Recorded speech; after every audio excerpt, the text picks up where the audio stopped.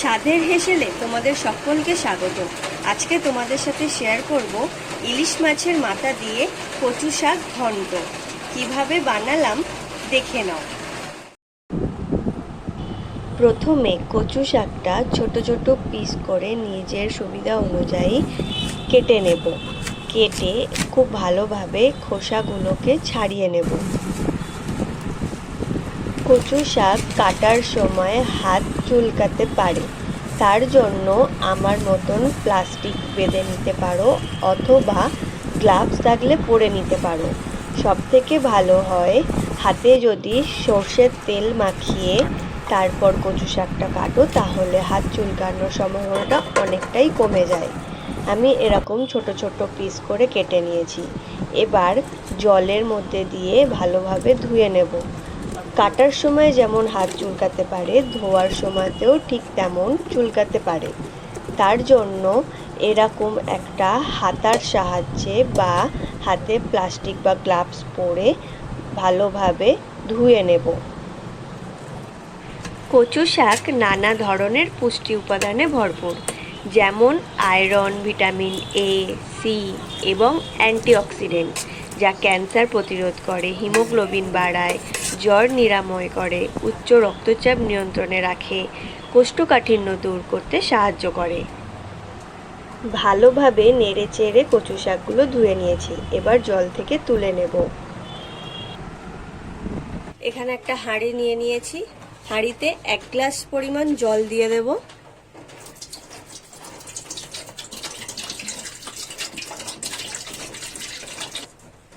জলের মধ্যে দিয়ে দেব 1 চামচ পরিমাণ নুন। এবার জলটা ফুটে গেলে তারপর কচুগুলো এর মধ্যে দিয়ে দেব। সবার প্রথমে কচু শাকগুলো ভালোভাবে কেটে ছাড়িয়ে ধুয়ে নিয়েছি। এবার জল ফুটে গেছে, জলে দিয়ে দেব।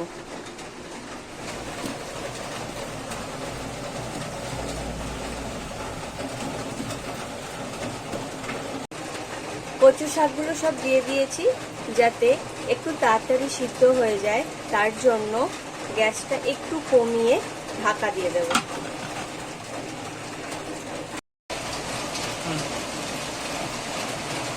কচুটা প্রায় সিদ্ধ হয়ে গেছে। 15 মিনিট আমার সময় লাগলো কচুটা সিদ্ধ করতে। এবার তলা থেকে ভালোভাবে নাড়িয়ে নেব, নিয়ে তারপর গ্যাসটা বন্ধ করে দেবো। আর এতে যে জলটা আছে এই জলটা পুরোটা ঝরিয়ে দেব।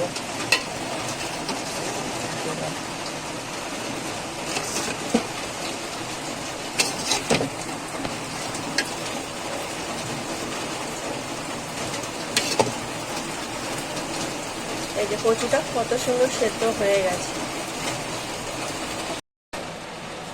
কচু শাকটা জল ঝরানোর জন্য এরকম একটা ফুটো গামলি নিয়ে নিয়েছি। তোমাদের কাছে যদি ফুটো গামলি থাকে তো ভালো, আর যাদের কাছে না আছে তারা ঝুড়ি ব্যবহার করতে পারো অথবা পরিষ্কার কাপড়ের মধ্যে ঢেলে চিপে নিতে পারো। কচু শাকটা এই ফুটো ঝুড়িটার মধ্যে ঢেলে নিয়েছি। এবার এরকম হাতা বা বড় বাটি দিয়ে এরকম চেপে চেপে জলটা বের করে দেব।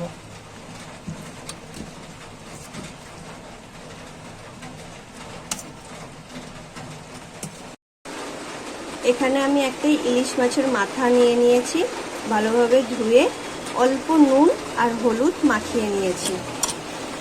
এবার এটা ভালোভাবে ভেজে নেব।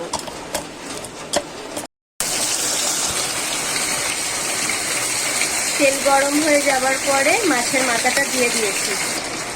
মাছটা ভালোভাবে উল্টে পাল্টে ভেজে নেব।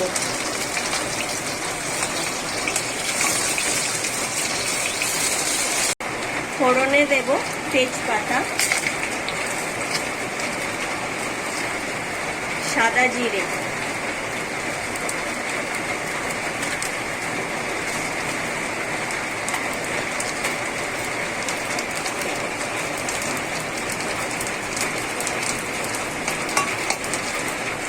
ভালোভাবে নাড়াচাড়া করে এর মধ্যেই কচু শাকটা দিয়ে দেবো। তার আগে মাছের মাথাগুলো খুব ভালোভাবে ভেঙে নেব।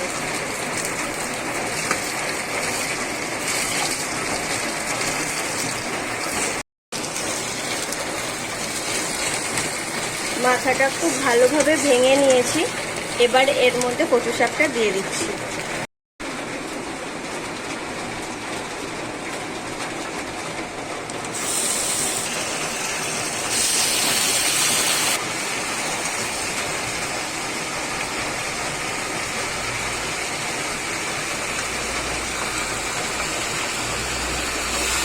এবার খুব ভালোভাবে নাড়াচাড়া করে দেবো মাছের মাথাটার সাথে।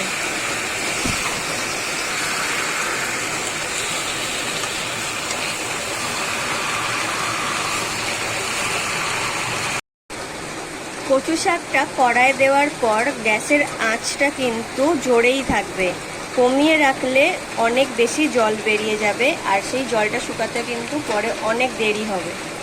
এখন এর মধ্যে দিয়ে দেব গুঁড়ো হলুদ,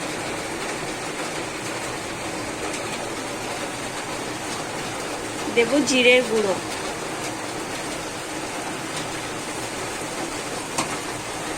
নুনটা এখন দিলাম না কারণ সেদ্ধ করার সময় আমি নুন দিয়েছিলাম। যদি প্রয়োজন হয় তাহলে এটা যখন অনেক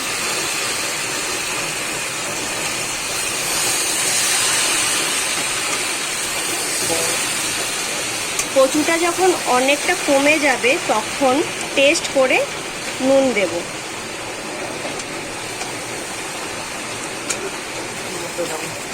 কচু শাক রান্না করার সময় যদি আগে থেকে সিদ্ধ করে নেওয়া হয় তাহলে গালে লাগার সম্ভাবনা অনেকটা কমে যায়।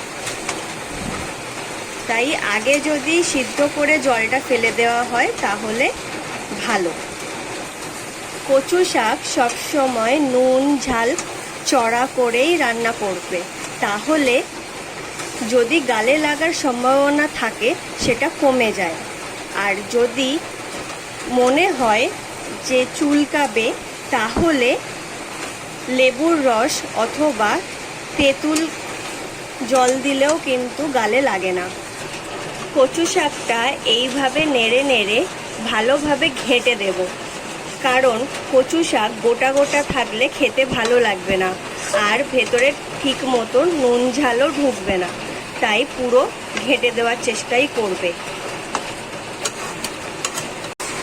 এই রেসিপি, কচু শাকের যে কোনো রেসিপি আগেকার দিনের দিদা ঠাকুমা বড়মা এনারাই বেশি করতেন। এখনকার দিনের মানুষের কাছে অত সময় বা ধৈর্য কোনোটাই নেই, তাই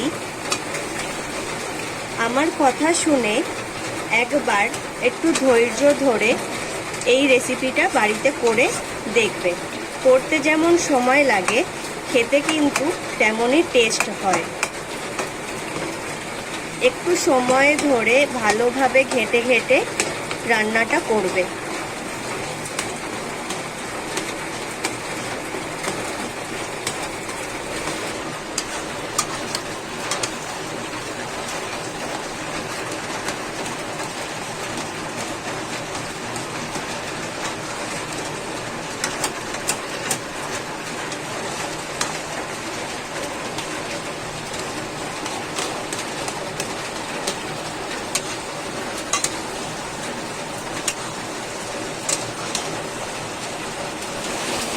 এখন দিয়ে দেবো গুঁড়ো লঙ্কা।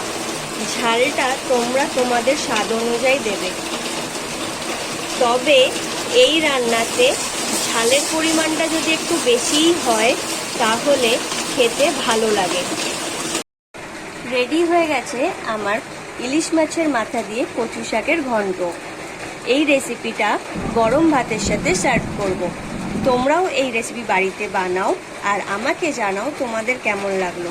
ভিডিওটা যদি ভালো লেগে থাকে তাহলে একটা লাইক, আর স্বাদের হেসেলে নতুন বন্ধু হলে একটা সাবস্ক্রাইব করে বেল আইকনটা অন করে দিও, যাতে সব নোটিফিকেশন তোমাদের কাছে সবার আগে পৌঁছায়।